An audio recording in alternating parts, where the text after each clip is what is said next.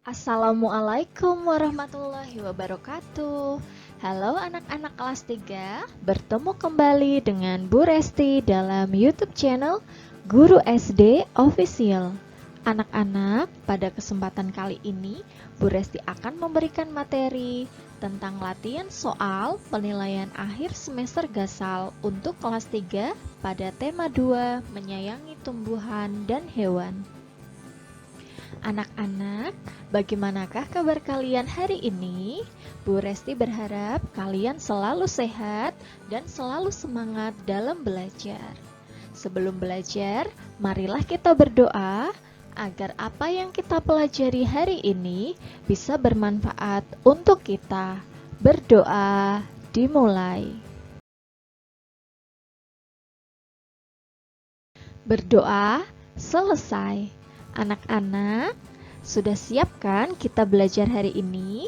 Siapkanlah buku tulis untuk mencatat ataupun menghitung soal yang akan kita bahas. Nah, sebelum lanjut pada materi, jangan lupa kalian untuk subscribe, like, share, dan komen, serta nyalakan lonceng notifikasi agar kalian tidak ketinggalan video terbaru dari Bu Resti. Baiklah anak-anak, kita masuk pada soal nomor 1. Kerjasama merupakan salah satu bentuk pengamalan Pancasila, sila ke A4, B3, C2, atau D1. Yang mana ya jawabannya? Ya, benar sekali. Jawaban yang tepat adalah yang B, yaitu 3. Anak-anak, pengamalan sila ketiga Pancasila, selain dengan kita melakukan bekerja sama, kita juga bisa menghargai perbedaan suku bangsa, ras, dan adat istiadat. Selain itu, kita harus siap untuk memupuk rasa bela negara kita dan mencintai tanah air kita. Untuk memperdalam materi tentang pengamalan sila-sila Pancasila dalam kehidupan sehari-hari, yuk kita bahas beberapa pengamalan sila-sila Pancasila dalam kehidupan sehari-hari. Yang pertama adalah sila nomor 1 atau sila pertama. Kita bisa mengamalkan dengan bersyukur kepada Tuhan Yang Maha Esa, menghargai perbedaan keyakinan masing-masing orang. Kemudian sila kedua, kita bisa mengamalkan dengan membantu teman yang tertimpa musibah dan menolong orang yang sedang kesusahan. Pada sila ketiga, seperti yang tadi Bu Resti jelaskan, bisa kita lakukan dengan mencintai tanah air, berteman dengan orang lain tanpa membedakan ras, suku, dan adat istiadat. Kemudian kita harus bekerja sama dengan orang lain dalam menyelesaikan aktivitas pada kehidupan sehari-hari. Kemudian sila keempat yaitu dengan menyelesaikan masalah dengan musyawarah atau bebas mengemukakan pendapat. Untuk sila kelima, kita dapat mengamalkan dengan bergotong royong membangun jalan, tidak hidup boros, dan bersikap tidak pilih kasih dalam bergaul ataupun berteman. Seperti itu ya anak-anak. Semoga kalian bisa memahami materi ini dengan baik dan bisa menyelesaikan soal semacam ini dengan baik pula.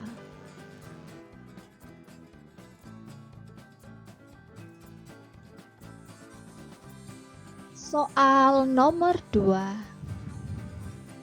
Tidak membunyikan radio dengan suara keras merupakan contoh sikap A. Bersyukur, B. Tenggang rasa, C. Sombong, atau D. Acuh. Yang mana ya? Ya, benar sekali. Jawabannya adalah yang B, yaitu tenggang rasa. Anak-anak, kita juga harus memupuk rasa tenggang rasa kita, utamanya kepada tetangga, karena setiap hari kita beraktivitas, bertemu, dan harus menjalin kehidupan yang baik dengan tetangga-tetangga kita, sehingga apabila kita memiliki kesulitan ataupun memerlukan bantuan, kita bisa dengan mudah untuk meminta bantuan kepada tetangga ataupun orang terdekat kita. Begitu ya anak-anak?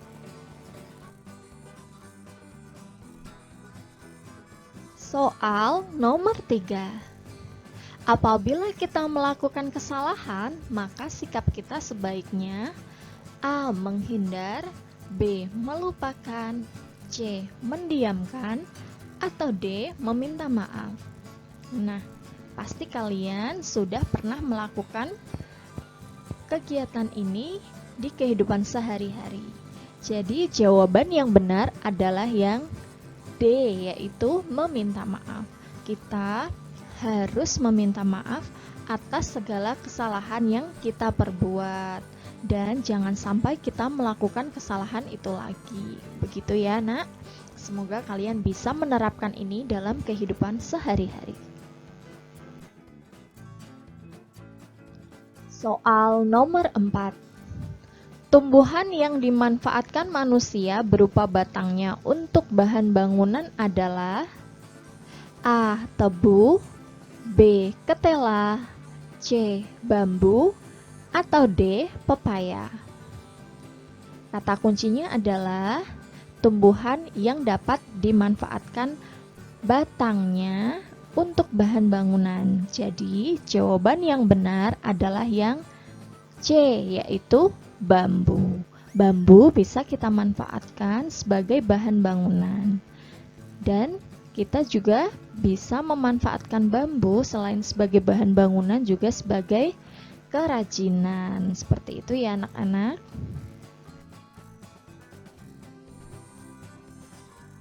Sekarang Bu Resti akan membahas bagian-bagian tumbuhan dan manfaatnya untuk kehidupan kita.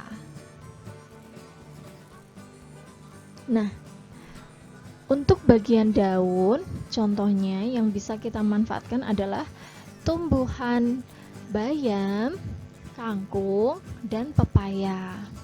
Kemudian yang bisa kita manfaatkan pada bagian batang yaitu tebu, bambu, dan sengon.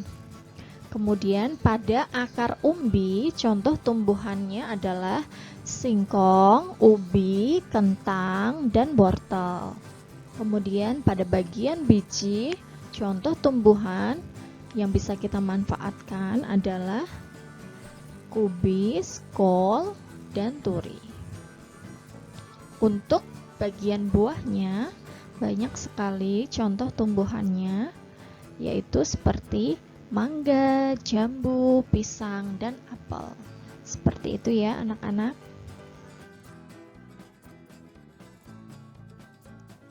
Soal nomor 5. Contoh sikap menjaga kelestarian lingkungan sekitar adalah A. Membuang sampah sembarangan, B. Menebang pohon secara liar, C. Mencoret-coret dinding, D. Melakukan penghijauan.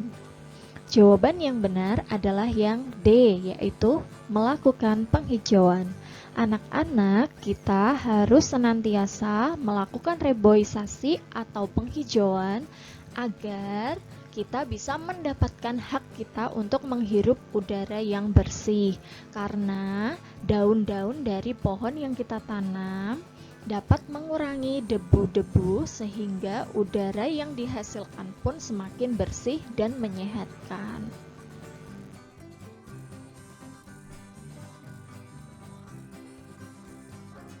Soal nomor 6.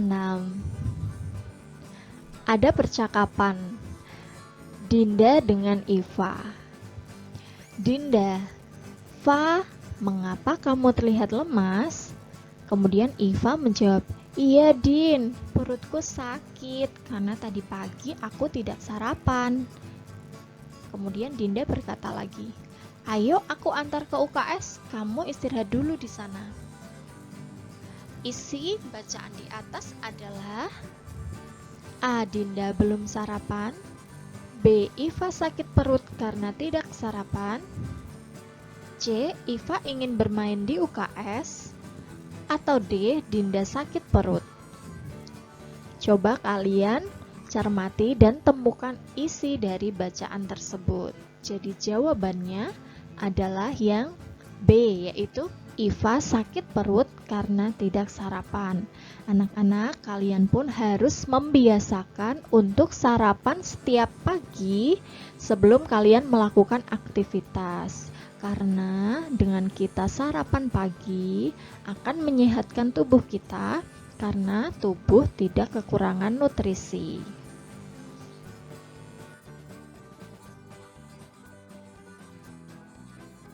Soal nomor 7.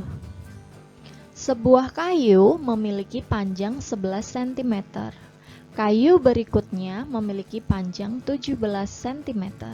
Berapakah total panjang kayu tersebut? A. 28 cm, B. 27 cm, C. 26 cm, atau D. 25 cm.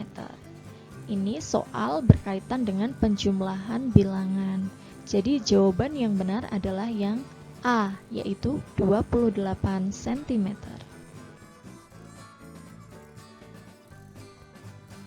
Soal nomor 8. Ibu memiliki sebuah kue. Kemudian ibu membaginya menjadi 2 bagian yang sama besar. Penulisan pecahan yang sesuai adalah A. 1/4, B. 1/3, C. 1/2, atau D. 1/1. Kira-kira yang mana ya jawabannya? Ya, benar sekali. Jawabannya adalah yang C, yaitu 1/2.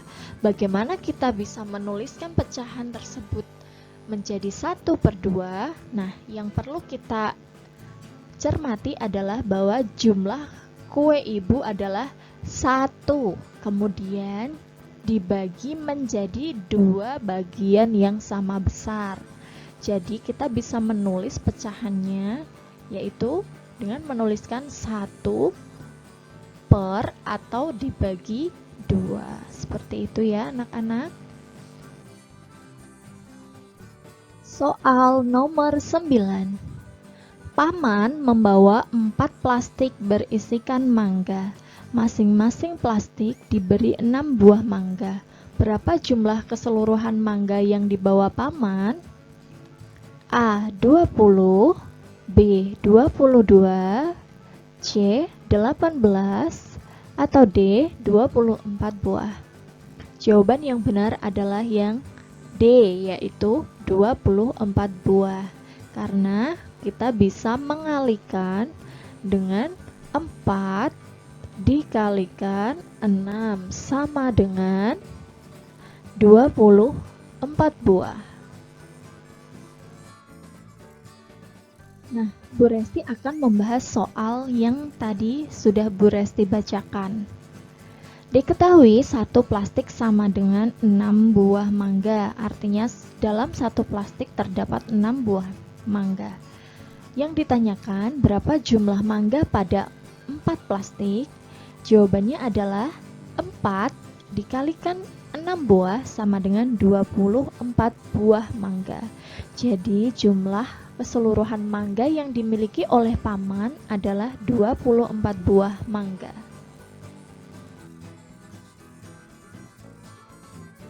Kita memasuki soal nomor 10. Gambar dekoratif dapat kita jumpai pada A. Lukisan, B. Patung, C. Halaman buku, atau D. Seragam sekolah. Nah, jawaban yang benar adalah yang A, yaitu lukisan. Gambar dekoratif merupakan gambar yang memiliki ragam hias, baik ragam hias berupa tumbuhan maupun hewan.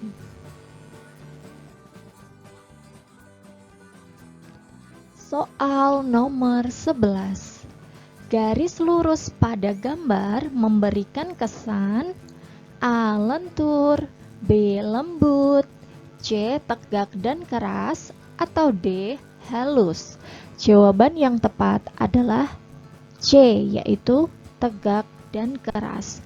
Untuk pilihan jawaban A, B, dan D, yaitu lentur, lembut, dan halus, merupakan kesan dari garis lengkung. Seperti itu ya anak-anak. Soal nomor 12. Percampuran warna kuning dan merah menghasilkan warna A. Biru, B. Hijau, C. Oranye, atau D. Ungu.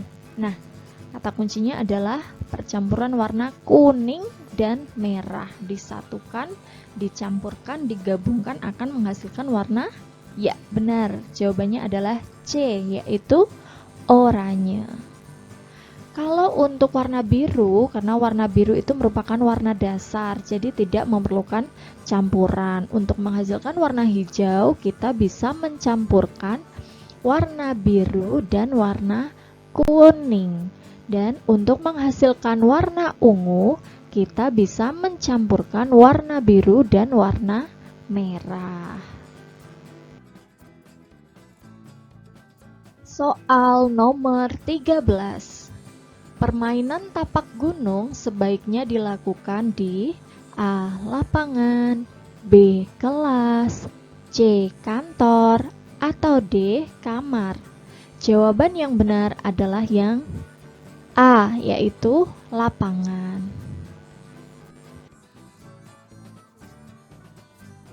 Soal nomor 14.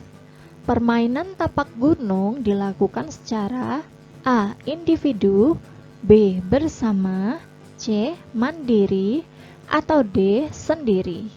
Jawaban yang benar adalah yang B, yaitu bersama. Kita bisa melakukan permainan tapak gunung secara bersama-sama dengan teman dan secara bergantian. Soal nomor 15. Gerakan berdiri satu kaki dengan merentangkan tangan dapat melatih A. Keseimbangan, B. Kelenturan, C. Keluasan, atau D. Kelincahan. Jawaban yang benar adalah yang A, yaitu keseimbangan. Anak-anak, gerakan berdiri satu kaki dengan merentangkan tangan atau biasa kita sebut dengan gerakan pesawat terbang bisa melatih keseimbangan badan. Jadi, melalui gerakan ini kita akan melihat apakah kita bisa menyeimbangkan badan dengan berdiri dengan satu kaki. Seperti itu ya anak-anak. Nah, akhirnya kita sudah sampai pada soal ke nomor 15 dan sudah membahasnya. Berarti kalian telah belajar bersama Bu Resti hari ini untuk memberikan contoh bentuk penilaian akhir semester Gasal pada tema 2. Semoga apa yang sudah Bu Resti jelaskan bisa memberikan kalian gambaran dan bisa membuat kalian termotivasi untuk belajar bentuk-bentuk soal yang lain. Demikianlah materi yang bisa Bu Resti sampaikan untuk kalian hari ini. Semoga materi yang Bu Resti sampaikan hari ini bisa bermanfaat untuk kalian semua. Bu Resti selalu berpesan untuk selalu rajin belajar dan mempersiapkan diri menghadapi penilaian akhir semester Gasal untuk kelas 3 pada tema 2 ini. Dan Bu Resti berharap kalian selalu menjaga kesehatan agar kita semua bisa terhindar dari virus corona. Apabila dalam penyampaian materi ada tutur kata Bu Resti yang kurang berkenan, Bu Resti mohon maaf. Akhir kata, wassalamualaikum warahmatullahi wabarakatuh. Sampai jumpa kembali anak-anak.